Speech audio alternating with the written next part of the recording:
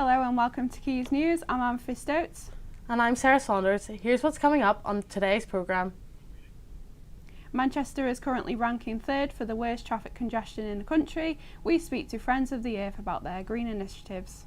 Whereas green space is less than 5% of the city centre. So the things that we're asking the council to do are to come up with a more progressive parking policy. Permission has been given for the new development of student accommodation, John Lesser and Eddie Coleman Courts.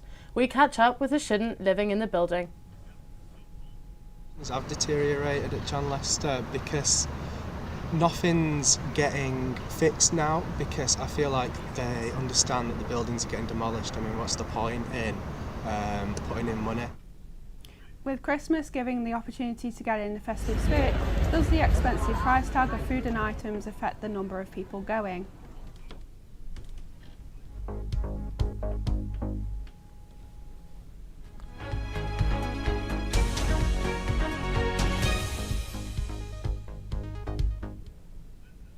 Manchester is currently ranked at third for the worst traffic congestion in the country. Drivers are losing around 84 hours of their year through being stuck in traffic jams. Initiatives are being put in place to expand the cycling infrastructure in the city centre to reduce traffic and the pollution coming from it. Our reporter Josh Kahn spoke to Friends of the Earth to learn about their green initiatives. Does this feel like a familiar scene to you? Drivers in Manchester sit third in the rankings for the worst traffic congestion out of any UK city. It also falls below the national average for green spaces within cities. With drivers in Manchester losing 84 hours of their year stuck in traffic, investing in green spaces and expanding cycling infrastructure is essential to reducing car dependency, improving air quality, and promoting healthier, more sustainable travel options. Sarah Rowe is a leading voice behind these initiatives. I spoke to her as her Clean Cities campaign group took over Chinatown car park. We've just done some new research about how much of Manchester city centre is taken up by road space and car parking, and that's over a third of the space in the city centre, whereas green space is less than 5% of the city centre. So the things that we're asking the council to do are to come up with a more progressive parking policy. We are asking for, yes, a certain amount of parking to be reallocated to green space, but also for other uses such as cycle lanes, bus lanes, EV infrastructure, those sorts of things. Manchester has some really great goals on climate change that it's not on track to meet at the moment, and a big part of both our air pollution problem and our climate problem is transport. So road transport in particular is a big contributor to both climate emissions and nitrogen dioxide. Getting around the city on something like this, a bicycle, will keep the city healthy in more ways than one. It will alleviate pressures on the road and keep the people moving. Belinda Everett from Be Pedal Ready was offering free bike services and teaching the skills of servicing in the hope of increasing cycling around the city. It's definitely good to know the knowledge, which means you can recycle and definitely save yourself a lot of money. So that's kind of mainly what we're about, just to have more spaces where people can come and can ride their bikes but actually feel safe, but also can lock their bikes up and it not getting nicked. So. Josh Kahn, Quays News. A proposed law to legalise assisted dying for terminally ill adults in England and Wales has been formally introduced in the House of Commons. MPs are due to debate and vote on the bill on the 29th of November. So we have a reporter, Ellie Watt, here in the studio. So, what, Ellie, is the bill? So the bill will make it legal for over 18s who are terminally ill to be given assistance to end their own lives. However, it does come with requirements, like they must be registered with a GP for 12 months and expected to die within the 6 months. Under the bill, a doctor could prepare the substance, but the person themselves must take it. Statistics show one person each week travels from the UK to Switzerland for assisted suicide, and there's been a six-fold increase since 2005. Assisted suicide there costs roughly £12,000.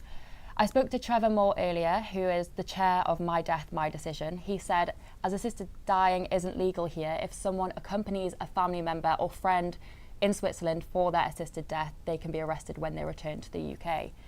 I spoke to Alex Pondolfo about why someone might choose assisted suicide. It's quite common for people who apply for assisted death and receive it worldwide don't actually go through with it. They die natural deaths. So insurance policy that gives them that ability to live. In my case, what I'm arguing is that the assisted death, having that assisted death banked like an insurance policy that you don't want to use. You know, you buy insurance, but you never want to use it. So it is important to point out that this would not be a choice or a common choice most people would want to think about. However, when the worst does come to the worst, it can offer a peace of mind and therefore a better quality of life for someone concerned about the heartache for their loved ones when their condition deteriorates.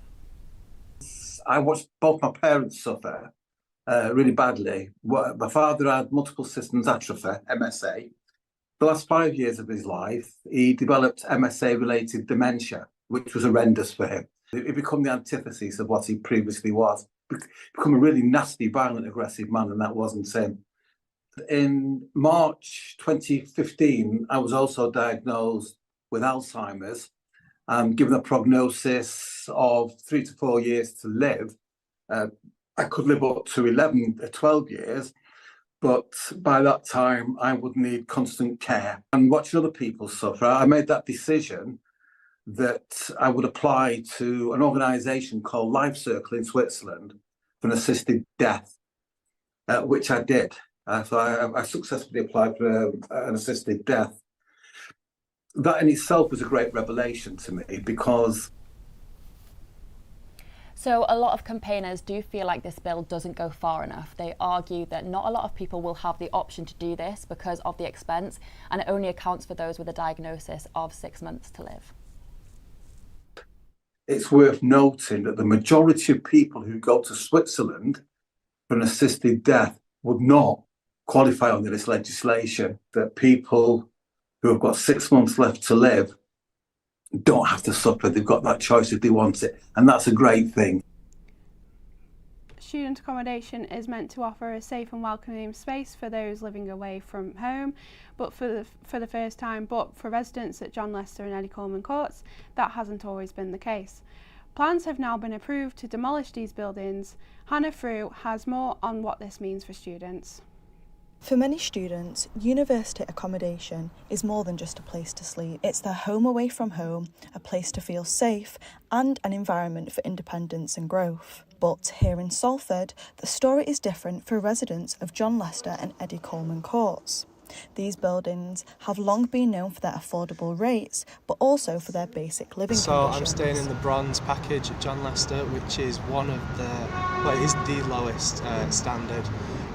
So you're getting really the bare minimum. It's a smaller room shared with 3 other students. There's a kitchen and 1 bathroom. It tends to feel quite cramped and closed in. The floors are all like old carpet. I know that in some of the nicer tiers of accommodation, you get laminate flooring, and you know the rooms are kept to a better standard. But the bronze tier ones are quite poor. When booking John Lester and Eddie Coleman online, did it meet your expectations when you arrived in person?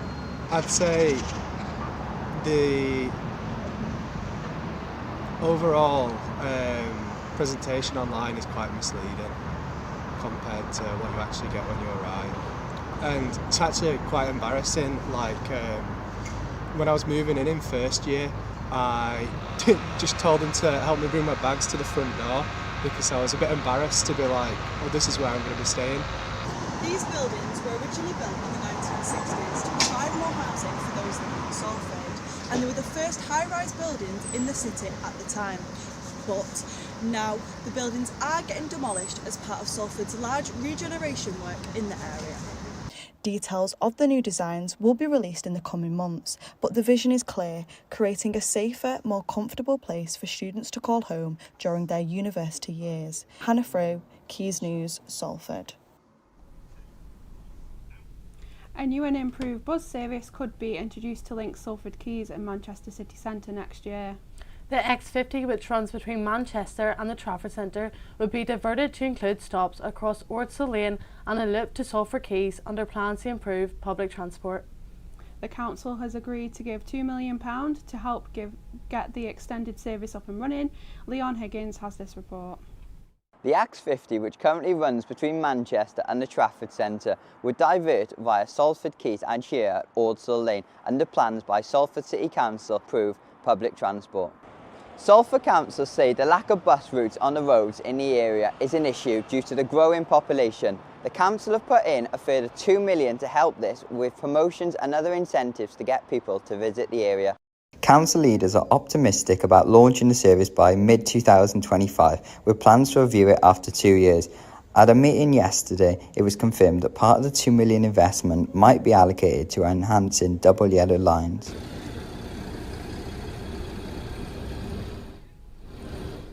Now, it's been a hectic week in sport as we head into an international break, but the action doesn't stop there.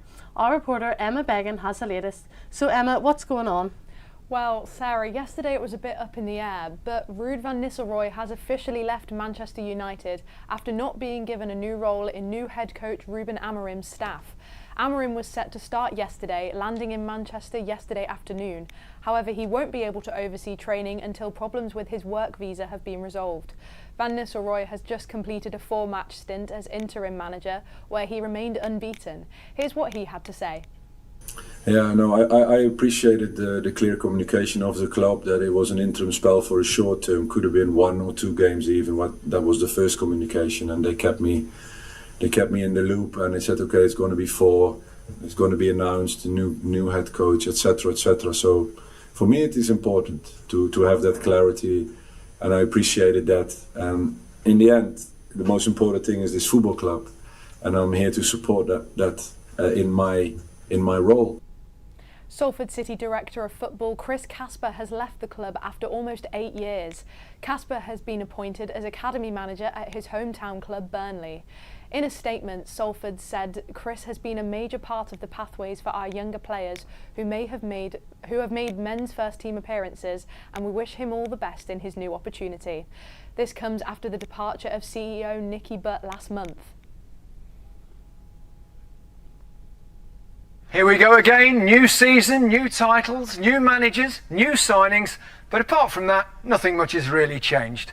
7 games on the way. But it is now changing. Gary Lineker is set to step down as host of Match of the Day after 25 seasons. But who will replace him? The former England star, who famously presented the show in his boxer shorts after Leicester won the league, is set to step down at the end of this season. But the BBC have confirmed he will host its coverage of the 2026 World Cup. Lineker will also continue to host Match of the Day Top 10 podcast, and the Rest is Football podcast will be hosted on BBC Sounds. But who will now take up the job? Here's what people in Salford think. Well, it seems like a bit of a shame done it after all that time to Gary Lineker to step down. I think he's everybody's favourite presenter when it comes to football. I don't know. Mark Chapman does a good job on Match of the Day too. I'm sure some sort of left field name will come around, but yeah, for now I guess watch Match of the Day this season and see what happens. So me, as well as a lot of other people, obviously going to be gutted about Gary Lineker stepping down now for Match of the Day. I mean, everyone loves him, everyone remembers him from the salt and vinegar crisp packets when he used to chuck it a little salt in there and ride down the river on a bike. Yeah, I think if he goes, then definitely Alan Shearer should step up because he's an absolute legend, or Micah Richards, definitely one of the two. I'm glad Gary Lineker's going because of the money he's earning is scandalous. Roy Keane would be the one for me. Well, I am really shocked because everyone loves Gary Lineker, obviously. He is a pretty cool guy, and I don't know who's going to fill his boots, to be honest. If I was to sort of scratch my head and think about it, I'd probably say Alan Shearer, maybe. I think that's a good shout. Everyone's nodding. I don't know. But I think he's got a nice voice. I think he's got good banter as well. So yeah, maybe he could fill the boots. I don't know. But yeah, sad day for Gary Lineker. And finally, in netball, Manchester is set to host the New Horizons series with England playing Jamaica this weekend. The series will take place over 4 years with 2 games in each country each year. The return match will take place in the Jamaican capital Kingston on the 25th and 26th of November. England's goal attack Lois Pearson is one to watch after a brilliant season with Manchester Thunder, banking her Players' Player of the Season in the Netball Super League. The Roses will kick off the series with matches on the 16th and 17th of November at the AO Arena. That's you all up to date. You can keep up to date with all the sport on Quays News on all social medias. Thank you, Emma. Now, as the nights get darker and we are soon approaching December, what is the latest on the weather?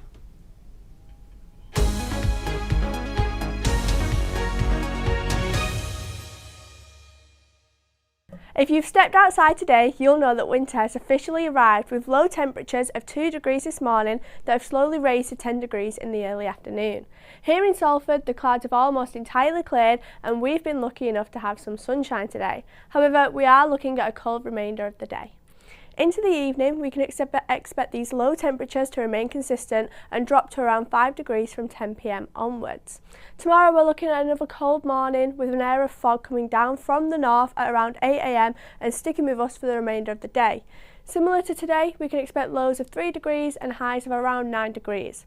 A heavy cloud will settle over Manchester at around 7 p.m, but we can expect another dry evening.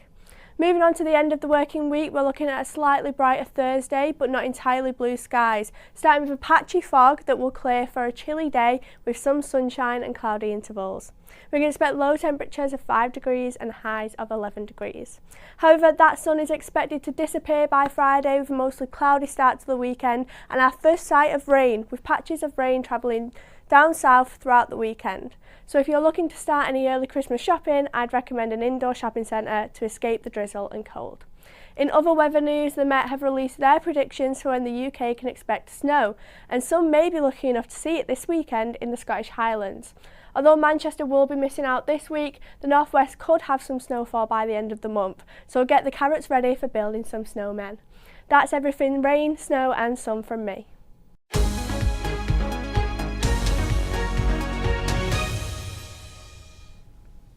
With the countdown underway, Christmas markets have been set up all around the city. With Christmas 43 days away and being one of the most expensive times of year, some may see the markets as overrated and overpriced. Our reporter Darcy Jackson went out to see where you can get the best value for your money.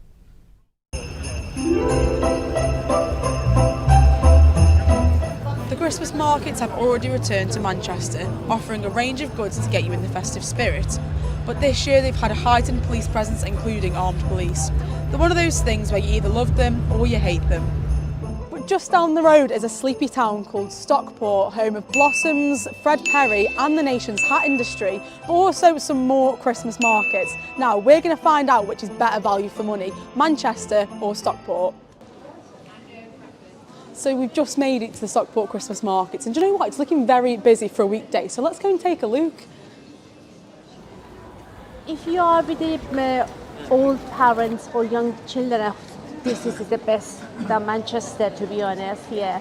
But if you have a lot of energy and you are young like you, Manchester are better, yeah. So a staple at any Christmas market really is a hot chocolate, or the alcoholic alternative if you're not on the job, which I am. So I've gone for the normal hot chocolate. It's £3, which I think is like the going rate for any hot chocolate, to be honest, especially at this time of year. So I think it's a pretty good one. It's dead like milky and dead frothy, which is like a bit of me. So yeah, I'm really happy with this because I think £3's not too bad.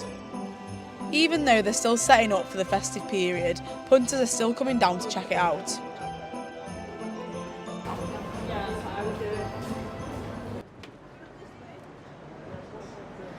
Right, so we're back in Manchester now, let's go and compare. Yeah. If I'm honest, we just get told how much to put it up for and then that's what we do. Already there's a £2 price increase for the same product. Okay, so do you come to the Manchester Christmas markets often? I do, yes. Okay, what do you think about the price points of them? It's quite expensive for meals, but apart from that, they're not too bad. But Manchester has a lot more choice and also more vegan and vegetarian options. So even though Stockport Christmas markets are a lot smaller, I do definitely think that they are better value for money. You know, they feel safer for like families and things like that as well, just walking around. So I think that they definitely take the Christmas throne for best Christmas markets. Darcy Jackson, Quays News. Thanks, Darcy. So, Amethyst, have you been to any of the Christmas markets yet? Yeah, we went last weekend. Right. It was very fun. My boyfriend had a Yorkshire pudding wrap. Oh, nice. Have you been? Yeah, I've actually been twice. I went on the Friday and the Saturday, so Yeah, I'll probably go during the week this week as well. And that's all we have time for today. Be sure to follow us on our socials at Quays News. Thank you and goodbye.